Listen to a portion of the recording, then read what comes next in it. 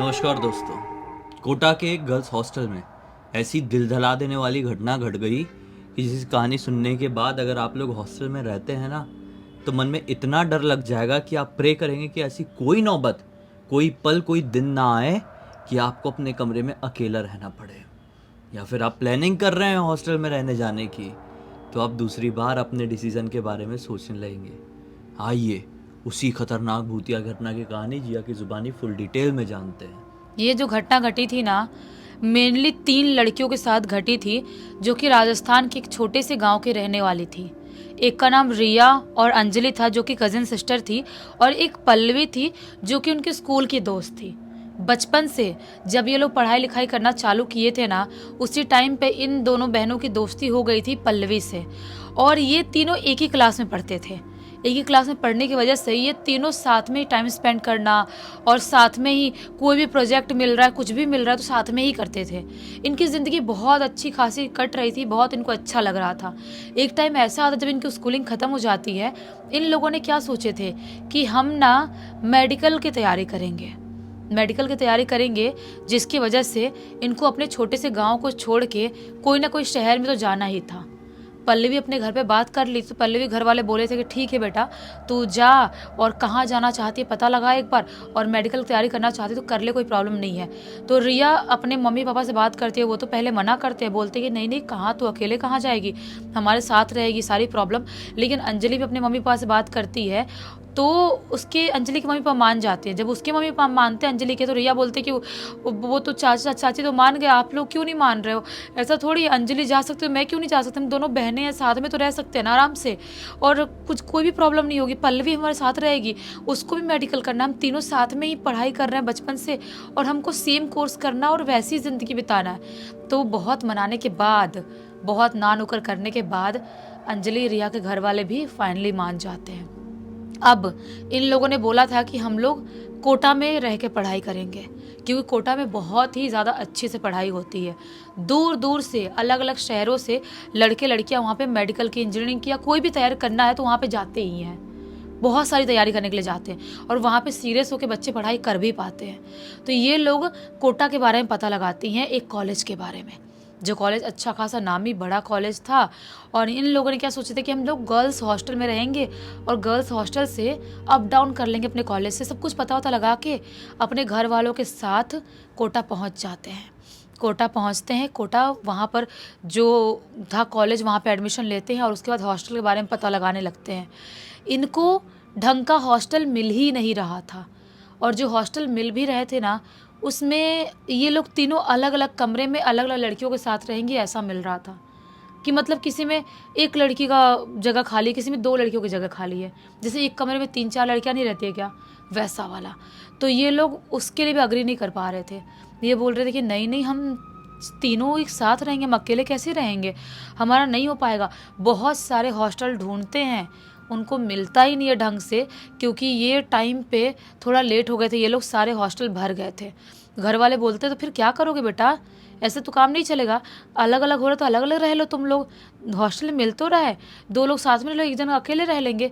ये बोलते नहीं नहीं, हम थोड़ा और पता लगाते हैं। ये लोग ऐसे ऑनलाइन सर्च वर्च करके पता लगाते हैं, तो वहीं पर एक आउटर एरिया में गर्ल्स हॉस्टल उनको मिलता है। अपने घर वालों को लेके उस आउटर एरिया में पहुंच जाते हैं, और जब वहाँ पहुँचते हैं तो क्या पाते हैं, ये हॉस्टल तो बहुत ही ज़्यादा पुराना समझ में आ रहा है। आउटर एरिया में है, 2-4 बिल्डिंग और है इसके सामने आगे पीछे, लेकिन वो भी पुरानी सी बिल्डिंग्स है, जैसा कि बहुत साल पहले बनाई गई होगी। एकदम ही पुराने जैसे होते ना घर, वैसा टाइप की वो हॉस्टल, वो बिल्डिंग है। तो पल्लवी बोलती है कि यार तुम लोग सीरियस हो यार, ऐसे हॉस्टल में कैसे अपन रहेंगे यार, देखो तो, कम ऑन यार, देखो तो सही, कितना अजीब सा लग रहा है देखने में, इतना पुराना सा लग रहा है। तो रिया अंजलि बोलते, देख बहन, एक तो बहुत मुश्किल से अपने घर वालों को मनाए हैं, वो बहुत मुश्किल से माने हैं, तो अब हम यहाँ पे टेंटम नहीं दिखा सकते कि ये हॉस्टल पुराने ज़माने का है या गंदा है, तो वहाँ पे नहीं रह सकते हम। एक बार चल के बात करते हैं, सब कुछ ठीक ठाक मिल गया तो रह लेंगे अपन। ये लोग उस हॉस्टल के अंदर जाते हैं, वहाँ पे जो वार्डन थे, जो लोग थे, उनसे बात करते हैं और बोलते हैं कि हम तीनों को एक ही रूम में रहना है, और वैसा कोई आप रूम दिला दो जिसमें हम तीनों साथ में रह लें। वार्डन जो है बोलती है कि देखो बेटा, हॉस्टल की हुलिया देख के तुमको ये गलत फहमी हो गई होगी यहाँ पर तो रूम ही रूम खाली होंगे, क्योंकि यहाँ तो कोई आता ही नहीं वो पढ़ने के लिए। लेकिन ऐसा नहीं है, यहाँ पे ऑलरेडी सारे कमरे भरे हुए हैं, सिर्फ एक कमरे को छोड़ के, कमरा नंबर 309 जो कि 3rd फ्लोर पे है। ये लोग बोलते हैं कैसे सारे रूम कैसे भरे हुए हैं, मतलब 3rd फ्लोर तक जाना पड़ेगा चढ़ के सीढ़ियों से। वार्डन बोलती है कि देखो बेटा, हमारा हॉस्टल बहुत फेमस है और यहाँ पर जो बच्चे पढ़ाई करते हैं बहुत सीरियस तरह से पढ़ाई करते हैं और उनको बाहर की चीज़ों से कोई पंचायत नहीं रहता है। तो तुम लोगों को अगर वो कमरा चाहिए तो देख लो, क्योंकि ऐसे तुम लोग को अलग अलग लड़कियों के साथ रहना पड़ेगा, वैसा नहीं हो पाएगा। और वो कमरा थोड़ा अजीब सा है, मतलब थोड़ा गंदा सा है। वहाँ पे अगर तुम रहना चाहते हो तो बोलो।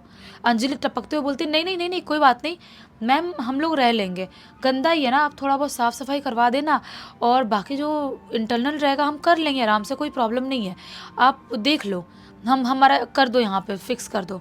पैसे वैसे घर वाले देते हैं और इनका वो हॉस्टल में फिक्स होता है और ये लोग, इनको कमरा नंबर 309 मिल जाता है। 309 मिल गया कमरा नंबर। उसकी साफ़ सफाई वार्डन ने साफ़ सफाई वालों से करवा दी थोड़ा बहुत, लेकिन अंदर अंदर से जो अलमारी है, जो बेड है, वो सब तो इनको ही साफ़ करना पड़ेगा। इनके घर वाले वहाँ पर थोड़े बहुत टाइम के लिए थे कि थोड़ा बहुत बेडशीट वगैरह, गद्दे वगैरह दिला देंगे कि उनको सोने होने के लिए घर वाले दिलाते हैं।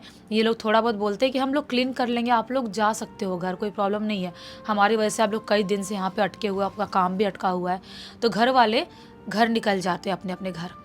अब ये तीनों धीरे धीरे करके अपना साफ़ ऑफ करती हैं कमरे उमरे को, और उसके बाद इवनिंग के टाइम में, इवनिंग जो स्नैक होता है जो, उसके लिए नीचे जाते हैं। नीचे एक ग्राउंड जैसा था जहाँ पे सारे बच्चे खाना खाने के लिए जाया करते थे, वो हॉस्टल में खाना मिलता था। वहाँ जाते हैं तो वहाँ पर एक दो लड़कियाँ इनको देख के हाय हेलो करती, स्माइल करती हैं, बोलती हैं कि नए आए हो क्या तुम लोग यहाँ पर। ये तीनों बोलती हैं कि हाँ हाँ हम तो नए आए हैं, आज ही शिफ्ट हुए, दोपहर के टाइम तक शिफ्ट हो गए थे हम। तो लड़कियाँ बोलती हैं कि कहाँ, कौन से फ्लोर पे रह रहे हो। हम लोग 1st फ्लोर पे रहते हैं, कोई बोलते 2nd पे रहते हैं, तुम लोग कौन से फ्लोर पे रह रहे हो। ये लोग बोलते हैं कि हम लोग 3rd फ्लोर पे रह रहे हैं, रूम नंबर 309। जैसी लड़कियाँ सुनती हैं रूम नंबर 309, कुछ टाइम के लिए साइलेंट हो जाती हैं। पल्लवी बोलती है क्या हो गया भाई, तुम लोग इतने शॉक क्यों हो गए, मतलब क्या वो रूम में नहीं रह सकते हम, दूसरे रूम्स में तो लोग रहते हैं, हमारे सामने वाले रूम में भी बहुत लड़कियां हैं, बाजू वाले रूम में भी हैं, तो तुम लोग इतना शॉक क्यों हो रहे हो। तभी उसमें से एक अर्चना नाम की लड़की क्या बोलती है कि देखो बहन, हमको बोलना चाहिए कि नहीं, लेकिन तुम लोगों को उस कमरे में नहीं रहना चाहिए। तो रिया बोलती है क्यों उस कमरे में नहीं रहना चाहिए। तो अर्चना बोलती है कि देखो वो कमरा ठीक नहीं है, उस कमरे को आज से काफ़ी महीनों से पूरी तरह से बंद रखे थे, और तुम आए होगे, देखे होगे तुम लोगों ने कि पूरा कचरा और अजीब सा हो गया था, क्योंकि वहाँ पर कोई रहता ही नहीं है। जिसको भी उस रूम के बारे में पता है, कोई भी उस रूम में नहीं रहता है। तो रिया बोलती है क्यों नहीं रहता, लेकिन रीज़न क्या है। तब अर्चना बोलती है, जो दूसरी लड़की थी, वो बोलती है कि देखो वो जो रूम है ना, उस रूम में एक प्राची नाम की लड़की तुम्हारे आने से पहले 5-6 महीने पहले वहाँ पे रहा करती थी, और रोज़ वो किसी से बात करती थी, कुछ अजीबोगरीब हरकत करती थी, वो हम लोगों से किसी से ढंग से बात नहीं करती थी, और किसी से बात नहीं करती, किसी ऐसी बात करती किसी जो दिखाई नहीं देता था। और अचानक से एक रात वो गायब हो जाती है, और उसके गायब होने के बाद जो वार्डन है, हॉस्टल के बाकी लोग हैं, ढूंढने की बहुत कोशिश करते हैं, लेकिन कहीं पे मिलते नहीं है। उनके घर वालों को इन्फॉर्म किया जाता है, घर वाले भी कहाँ कहाँ नहीं ढूंढते हैं, लेकिन वो लड़की कहीं मिलती नहीं है। हॉस्टल भी पुराना है, बहुत साल पुराना, बड़ा है, और घर वाले भी क्या कर सकते हैं, CCTV कैमरा भी देखा जाता है, उसमें कुछ पता नहीं चलता है, तो ये सब कुछ दब जाता है। लेकिन वो रूम कहीं से भी नॉर्मल नहीं है। हमारा मानना ये है कि वो रूम भूतिया है, तुमको वहाँ पर नहीं रहना चाहिए। ऐसा जब अर्चना बोलती है तो पल्लवी को थोड़ा सा डर लगता है, बोलती है कि यार क्या सचमुच में भूतिया है यार, लेकिन ऐसे थोड़ी हमको कोई रूम मिल नहीं रहा था। अब वार्डन मैडम से क्या बोलेंगे, हमने पैसे से सब दे दिए, हम क्या कर सकते हैं यार, बहुत मुश्किल से हमारे घर वालों ने हमको यहाँ पर भेजे पढ़ाई करने के लिए, हम ऐसे नहीं कर सकते। अंजलि भी बोलती है, रिया भी बोलती है देख लो बहन तुम लोग, लेकिन कुछ भी प्रॉब्लम होती है, डर लगता है, तो तुम हमारे साथ आके रह सकते हो, कोई हमको दिक्कत नहीं है, लेकिन अपनी जान जोखिम में मत डालना। अच्छी लड़कियाँ थी, उनको पहले सतर्क कर देती है। ये लोग अपना इवनिंग स्नैक करते हैं, उसके बाद अपने कमरे में जाते हैं और ये तीनों वही बात पे डिस्कस कर रहे हैं कि सचमुच में अपना कमरा भूतिया है। अपन को तो पता ही नहीं था। ये लोग वही सब डिस्कस कर रहे हैं, थोड़ा बहुत अपना अलमारी में सामान वामान जमा रहे हैं। उसके बाद रात में खाना खाने का, डिनर का टाइम हो जाता है। नीचे जाते हैं, डिनर करके आते हैं और आज इतने थक गए थे, सोचते हैं जो भी बाकी सफाई और जमाना है वो कल कर लेंगे, आज सो जाते हैं। तीनों आराम से सो गई। जैसे ही आधी रात का टाइम होता है वैसे ही अचानक से कोई इनका विंडो ऐसे ऐसे कर खरोच रहा है, कोई नाखून से, बहुत ही ज़ोर से। अचानक से रिया की आँख खुलती है। नाइट बल्ब जल रहा था, उसको ऐसा समझ में आता है कि कोई विंडो पे खरोच रहा है क्या। वो अजीब सा, मतलब उसके दिमाग में ऐसा कुछ नहीं था कि घर भूतिया है, सब उसके दिमाग से निकल चुका था क्योंकि नींद में थी ना। वो उठती है और विंडो की तरफ जाती है और विंडो खोल देती है। जैसे विंडो खोलती है, बाहर एक सामने खड़ी हुई पुरानी बिल्डिंग दिखाई देती है, कुछ भी दिखाई नहीं देता है।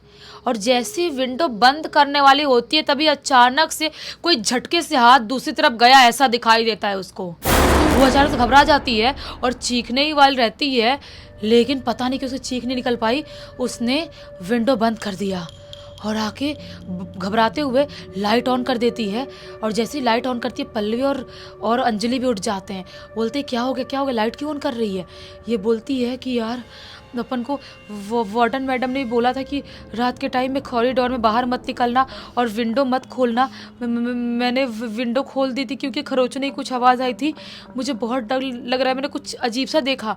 पल्लवी बोलती है तेरा वहम होगा यार, नींद में सो रही थी तो, ऐसा कुछ नहीं है, सो जा, कुछ नहीं होता है। उसको दोनों समझाते हैं, अंजलि और पल्लवी। तब रिया सोने की कोशिश तो करती है, लेकिन पूरी रात उसको ऐसा महसूस होता रहा कि कोई तो कमरे में आ रहा है जा रहा है, कोई आ रहा है जा रहा है। पैरों की, कदमों की धमस होती है ना, वो महसूस होती रही उसको पूरी रात रिया नहीं सो पाई। पल्लवी और अंजलि शायद सोए थे, नहीं पता उसको। सुबह का टाइम होता है, नहाते वाते हैं, नाश्ता करते हैं और कॉलेज चले जाते हैं। कॉलेज जाते हैं और कॉलेज से आने के बाद रिया बोलती है कि यार मेरा वहम नहीं है, कुछ तो बहुत गड़बड़ है। अर्चना भी बोल रही थी ये कमरा शायद सही नहीं है, अपन पता चले जिंदा नहीं बचेंगे, यहाँ पर रहेंगे तो यार समझ में नहीं आ रहा। रिया रोते हुए बोलती है। अंजलि बोलती है देख बहन, तेरे घर वाले वैसे भी तुझे आने नहीं दे रहे थे, मेरे घर वाले आने दिए, मेरे मम्मी पापा उसकी वजह से तुझे आने दिए। देख तू मेरी बहन है इसलिए बोल रही हूँ कि इतना मत डर, अपन बहुत मुश्किल से पढ़ाई करने यहाँ पर आए हैं, इतना बवाल करेंगे तो हम शायद नहीं रह पाएंगे यहाँ पे, घर वाले यहाँ से ले जाएंगे अपन को, चुपचाप रहे तो इतना मत सोच, वहम होगा तेरा। दोनों समझाते तो रिया कैसे समझती है। वापस शाम का टाइम होता है, नाश्ता खाना खाते हैं और वापस सोने के लिए आ जाते हैं। आज वापस से आधी रात होते से ही जो पल्लवी है ना, उसको ऐसा महसूस होता है कि जो इनका अलमारी है ना, जो कमरे में अलमारी है, उस अलमारी में कोई ज़ोर ज़ोर से नॉक कर रहा है, बहुत ही ज़ोर ज़ोर से। अचानक झटका लेके उठती है पल्लवी, उसको लगता है कि अलमारी के अंदर से कोई कैसे नॉक कर सकता है। वो फटाक से लाइट ऑन करती है और लाइट ऑन करके वो अलमारी खोलती है, शू करके अलमारी खुलती है। एकदम पुरानी अलमारी थी वो। अंदर देखती है, अंदर सिर्फ इनके कपड़े हैं, कपड़ों के अलावा कुछ भी नहीं, कुछ भी दिखाई नहीं दे रहा है। जब लाइट ऑन करती है तो अंजलि थोड़ी सी उठती है और ये रिया को भी झकझोर के उठाती है, बोलती है रिया, अंजलि उठ जा, कुछ गड़बड़ है यहाँ पर, कुछ बहुत बड़ी प्रॉब्लम है यहाँ पर। यार अलमारी के अंदर से नॉक करने की आवाज़ सुनाई दे रही थी, मुझे बहुत डर सा लग रहा है। अभी ये लोग डिस्कस कर ही रहे होते हैं, तभी अचानक से इनके विंडो से किसी के ज़ोर से हाँफने की आवाज़ सुनाई देती है। और जैसे ही तीनों विंडो की तरफ मुड़ते हैं, एक ऐसी औरत इनको दिखाई देती है जिसका ये पूरा जबड़ा, पूरा मुंह टूटा हुआ है और वो अजीब सा ऐसे टूटे हुए मुंह से स्माइल कर रही है। आँख पूरी बाहर निकली हुई है, उसका पूरा सर ऐसे झुका हुआ है, पूरे शरीर की हड्डियाँ टूटी हुई है, मानो किसी ने पकड़ के तोड़ दिया हो। ऐसी हालत में स्माइल कर रही है। ये ज़ोर से चीखते हैं और चीख के अपने दरवाज़ा खोल के कॉरिडोर में बाहर भागते हैं और भागते हुए सीधा वार्डन के कमरे में जाते हैं जहाँ पे वो सोती थी। और वहाँ पे जाकर दरवाज़ा ज़ोर ज़ोर से नॉक करते हैं। वार्डन दरवाज़ा खोलती है, बोलते हैं मैम हमको बचा लो, मैम बचा लो, वो कोई चुड़ैल हमको मार डाली, मैम हमको बचा लो। तो मैम बोलती है कि कौन सी चुड़ैल, क्या हो गया। तो ये लोग बोलते हैं मैम वो ऐसे दिखाई दे रही थी, अब बचा लो, यहाँ पर पक्का कोई भूत है उस कमरे में, आपने हमको बताया नहीं है। वार्डन बोलती है कि कोई भूत वूत नहीं है। ये लोग बोलते नहीं, आप झूठ बोल रहे हो, आप पैसे के लालच में झूठ मत बोलो। चढ़ जाते हैं लोग, पैसे के लालच में झूठ मत बोलो, वहाँ पर कुछ ना कुछ पक्का गड़बड़ है, आप झूठ बोल रहे हो, आप छुपाने की कुछ कोशिश कर रहे हो। आपने क्यों बोला था ये कॉरिडोर में बाहर मत निकलना, विंडो मत खोलना, कुछ तो प्रॉब्लम, तभी आपने बोला था ना। जब चढ़ते हैं ये लोग, बोलती है पल्लवी कि मैम देखो मैं पुलिस को कॉल करूँगी, नहीं तो आप सीसीटीवी कैमरा खोलो, सीसीटीवी कैमरा निकालो, कुछ तो गड़बड़ है। अब इतनी हलचल और सब कुछ होता है तो और भी लड़कियां उठ जाती हैं, सब वार्डन के कमरे के बाहर खड़ी हैं और सीसीटीवी कैमरा वो खुलवाती है वार्डन। और जब खुलवाती है तो क्या पता चलता है, जिस टाइम पे इनके कमरे से चीखने चिल्लाने की आवाज़ आई थी ना, उसके जस्ट 1-1.5 मिनट पहले अचानक से कॉरिडोर है ना, कॉरिडोर का लाइट अचानक से बंद चल ब्लिंक हुआ था और अचानक से लाइट जली थी और कोई शैडो टाइप से स्पीड में इनके दरवाजे के पास जाता है और दरवाजे में टकराता है। वैसे ही जो कैमरा है वो अचानक से ब्लिंक करता है और बंद हो जाता है। कुछ ऐसा लिटरली कैमरे में दिखाई दिया। अब ये तीनों इतनी ज़ोर से घबरा जाती हैं, बोलती हैं मैम आपने झूठ बोला था, कुछ तो गड़बड़ है। तो मैम ना रोने जैसा, लिटरली पहली बार मतलब ऐसा कोई वार्डन रो रही हो, मतलब सोचो, रोते हुए मुंह से क्या बोलती है, बेटा देखो माफ़ कर दो मुझे, पुलिस को कॉल मत करना, मैं तुम लोगों को किसी के साथ शिफ्ट करवा दूंगी, किसी दूसरी लड़कियों को एक दूसरे के साथ शिफ्ट करवा दूँ, तुम तीनों को दूसरे कमरे में शिफ्ट करवा दूंगी, लेकिन पुलिस को कॉल मत करो। आज से कुछ साल पहले की बात है, एक सानिया नाम की लड़की उस कमरे में रहती थी और वो अजीब सी थी। उसके लंबे बाल थे, बहुत सुंदर थी, हमेशा खुले बाल ही रखती थी, कमर से नीचे तक के बाल थे और वो कुछ अजीबोगरीब तरह की हरकत करती थी। रूम नंबर 309 में अकेले रहती थी, कोई लड़की को साथ में नहीं रखती थी और पता नहीं किससे पूरे टाइम बात करती थी। और वो खाना खा रही तब भी किसी से बात कर रही है, नाश्ता करी तब भी किसी से बात कर रही है, कॉरिडोर में खड़े हो किसी से बात कर रही है, लेकिन कोई भी दिखाई नहीं देता था। अचानक से एक दिन आधी रात के टाइम में जो वो सानिया नाम की लड़की है ना, वो तीसरे फ्लोर से नीचे वो होती है और होने की वजह से वो उसकी आवाज़ तक नहीं निकलती जब वो गिरती है, लेकिन उसकी पूरी हड्डियाँ, पूरे जबड़े अजीबोगरीब तरह से टूटे हुए और अजीब से मुड़े हुए महसूस होते हैं। वो उसके घर वालों को फ़ोन किया जाता है, शरीर को लेके जाया जाता है और उसके बाद से उस कमरे की जो एक्टिविटीज़ थी ना बहुत ज़्यादा बढ़ गई थी। कई लड़कियां रहने के लिए आई, लेकिन वो 1-2 दिन में, 1 हफ्ते में, 10 दिन में खाली कर देती थी। लेकिन उसके बाद एक प्राची नाम की लड़की तुम्हारे आने के जस्ट 5-6 महीने पहले आई थी और वो भी गायब हुई। तब से हमने 5-6 महीने से किसी को कमरा नहीं दिए थे, लेकिन तुम लोग आए, बोले बहुत अर्जेंट है तो मैंने तुमको दे दी। लेकिन ये सब प्रॉब्लम तुम्हारे साथ भी चालू हो गया। मैं नहीं चाहती तुम लोग भी गायब हो या तुम्हारे साथ भी कुछ प्रॉब्लम हो, तुम लोग को शिफ्ट करा दूँ किसी और के साथ। तुम लोग इतना मत सोचो। मैम जो थी वार्डन मैडम, वो दूसरी लड़कियों के साथ शिफ्ट करवाती हैं इनको। 4 लड़के साथ में थे, 1 लड़की और ये तीनों। और उसके बाद से जाके इन लोगों की ज़िंदगी थोड़ी सी नॉर्मल होती है। लेकिन कभी भी इतने साल वो लोग उस हॉस्टल में रहे, लेकिन 3rd फ्लोर तक पे जाने की हिम्मत नहीं कर पाए। रूम नंबर 309 तो दूर की बात है, और रूम नंबर 309 में इतना बड़ा ताला लगा दिया गेट पे, इतना बड़ा, और अभी कोई भी नहीं जाता और किसी की एंट्री अलाउ नहीं है, नो एंट्री लिखा हुआ है वहाँ पे। करना ही पड़ेगा ऐसा तो। और इस घटना की जानकारी किसके थ्रू मिली? इस पूरी घटना की जानकारी खुद ब खुद पल्लवी ने लिख के भेजा है। चलो अच्छा हुआ, एक बहुत अच्छी सीख मिल गई और थोड़ा सा मनोरंजन भी। इसी एक नोट के साथ आप कहानी का अंत कर देते हैं। अब तक इस वीडियो को देख लेते तो लाइक ज़रूर कर देना, चैनल को सब्सक्राइब करके बेल आइकन आके ऑल के ऑप्शन में क्लिक करना, और इंस्टाग्राम की लिंक वीडियो के डिस्क्रिप्शन बॉक्स में मिल जाएगी, वहाँ पे ही जुड़ जाना। और आपके पास भी ऐसी कोई कहानी, टॉपिक या जानकारी हो तो लिख भेजना। बाकी हम कल फिर से मिलते हैं, तब तक के लिए बहुत बहुत धन्यवाद। आपका दिन शुभ हो।